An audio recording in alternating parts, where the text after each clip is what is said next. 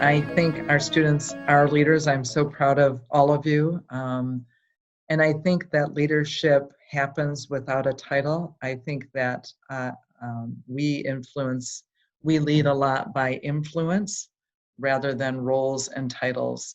And I think we lead by making a difference, by setting an example, by having a conversation, by reaching out, by the activities that we engage in. And I think that what will be required to continue to contribute and lead and rise in this uncertain time is flexibility and innovation and a willingness to do things a little differently, try things a little differently. Your class, this younger generation of physicians rising, you have a different perspective and experience and mentality and a skill set that's really, really important. And you're going to have a really tremendous opportunity to innovatively work around challenges that some of us are going to be supremely uncomfortable with. And so find that opportunity, be really open-minded and flexible, and do what you guys do really great. I don't have any concerns about any of you. So I would say the first and foremost thing to do, at least in healthcare, is if you want to be an effective leader, you need to be good at your job. So my first advice is, number one, learn how to do medicine very well. You have to be respected as a clinician and as a physician first and foremost. Well, first, be a good doctor. I think the foundation to being a good clinical leader is having good clinical skills. You got to be good at what you do, right? You got to be able to offer something. If I was a good administrator, I'd be useless right now, right? The reason I think I am seen as valuable is because I can do lots of things and I can do them fairly well, right? So if somebody falls sick tonight and they can't do a shift, I can come do it. And so I think for medical students, I think about it as first learn the craft. You have to be good at what you do clinically. And that is so important. I mean, it's amazing how much that expertise of being a physician actually ends up being super useful, especially in times of a crisis. Like I would have never thought I'm an expert in how to create a field hospital. But, I was one of the physicians that did kind of early walkthroughs in our field hospital. And it turns out you know a lot more than you'd ever think just because you've spent time being a doctor. So, your clinical experience is really important and actually does a really good job of training you to be a leader. So, focus a lot on that. Because if you don't learn how to do medicine very well, it's hard to be a medical leader. So you got to know some medicine. You don't have to be the best medical leader ever, the best medical doctor ever, but you got to understand clinical medicine in order to do research medicine, in order to lead other people in medicine. So that's lesson number one. You can't focus purely on leadership at the expense of your clinical expertise, right? So core is to build yourself as a, excellent clinician and make sure people respect you that way. One of my mentors throughout my surgical training, John Cameron, who's was kind of one of the forefathers of pancreatic surgery in the United States and was the chair at Johns Hopkins for 20 years. He used to always say to us, remember, surgeons are surgeons because they operate, right? So no matter how kind of, impactful you want to be in your career, how many papers you want to publish, or how many departments or initiatives or whatever programs you want to lead, start first by being good at your job. My job happens to be being a liver transplant and hepatobiliary surgeon, and I spend a lot of time, thinking about how I can be better at that. That is my daily work.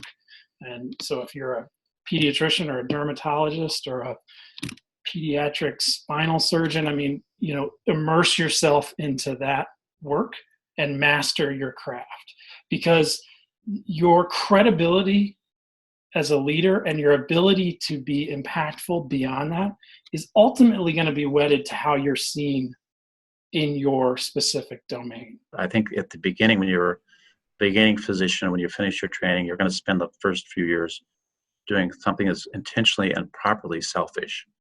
You're going to have to learn how you can take care of patients yourself. But if you're good at that, somebody else will eventually ask you to teach them or to help them research project or to help them care for someone. And then you need to make a decision about whether you get more satisfaction out of helping someone else succeed than in doing that yourself. Thinking and observing those people you are around that you have respected, that have brought you to a place you didn't think you could go, that have moved you up a rung, that you just smile when you're around. Think about what it is they're doing. Take a studied approach to those individuals. When I was a med student, I rounded with an attending who just made rounds like, the most educational, but also enjoyable. And they seemingly really made an impact on patient care. And it would be 3-4 hours long, but it was much better than anything else I experienced. On the flip side, there are those you're like, oh my God, this was a horrible experience. Did not like working with this person. That didn't work for me. What were they not doing that the others were doing? What were they doing that very much turned you off? Be a student of leadership, of great coaching, of great mentoring. I think you learn as much from those that lead well as circumstances when people don't, and looking at that and saying to yourself, geez, why would they do that? Or if I was doing that, would you do that in the same way? So that you have given some thought to it or had some experience with it before you've had to be in that situation.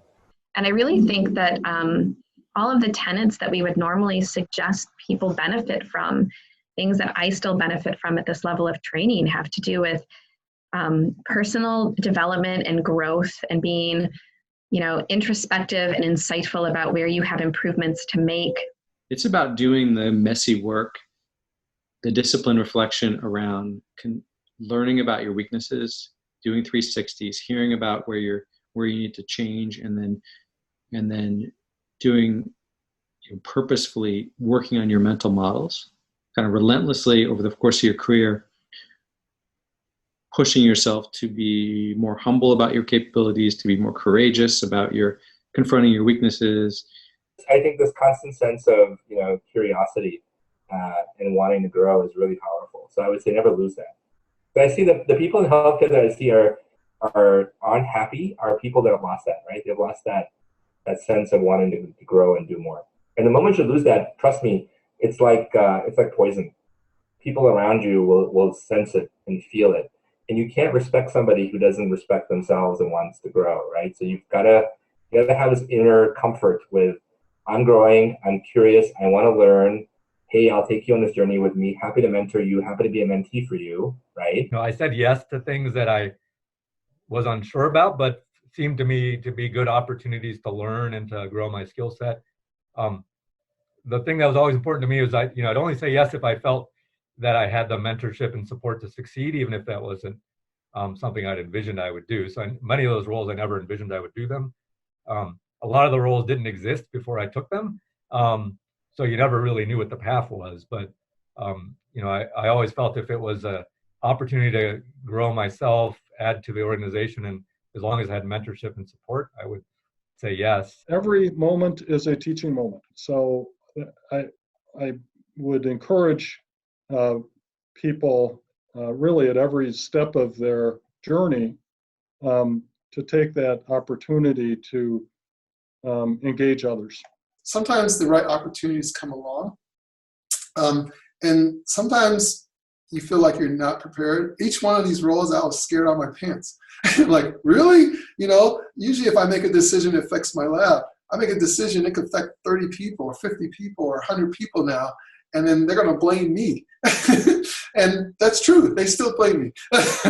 So don't underestimate yourself. I think, as you can tell kind of from my early thoughts, is that I never kind of recognized what I already had or what I was already capable of doing. And I think in the moment, when put under pressure, we're all capable of being leaders if we're in the right spot and available and willing to work. And so, never underestimate the power of just volunteering and saying yes to something and saying you're there to help. And you might just surprise yourself or surprise everybody else. It's hard when you're in medical school, because I know when I was in medical school, you think like, hey, who are the leaders? Like, I was, if you're thinking of deans and assistant deans and maybe department chairs as you start to get to like your later years of medical school and you're starting to interact more, thinking about like what kind of field you want to go into and getting to know people, okay, that's a leadership position. But I did not know in medical school or in residency anything about what a chief medical officer does, what a chief clinical officer does, what a dean of a medical school actually really does, and how different medical schools have this structure. And health systems, academic health systems have this structured very differently. I think the most powerful learning for students is when they can try and understand how somebody's thinking. How do you interpret that? But they need to see how somebody's thinking is unfolding real time. So I wish people could be in the war room or in these situations, kind of a fly on the wall.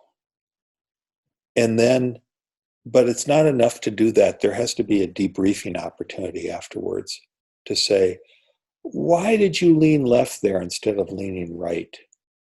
Why did you decide to seek forgiveness rather than asking permission? Can you kind of unpack what we saw there? Because I think that's where people learn the most. I mean, that's, as you know, that's how we teach clinical medicine. I every day will try to say, and I have this habit in my head. It's two things. One is I have this, what did I do for someone else today that was selfless? And it could be as simple as, hey, how are you in the hallway? Just a smile. It doesn't have to be a big deal, but I do a mental check at night. And two is, how many times did I say, I don't know? Okay, because this is so important, this active part of saying, gee, I really don't know. Tell me more about that. Let me learn from you. Because you don't really know something until someone teaches it to you, and then you don't really know it well until you can teach it to somebody else. And so I think really knowing that, learning that humility is really important.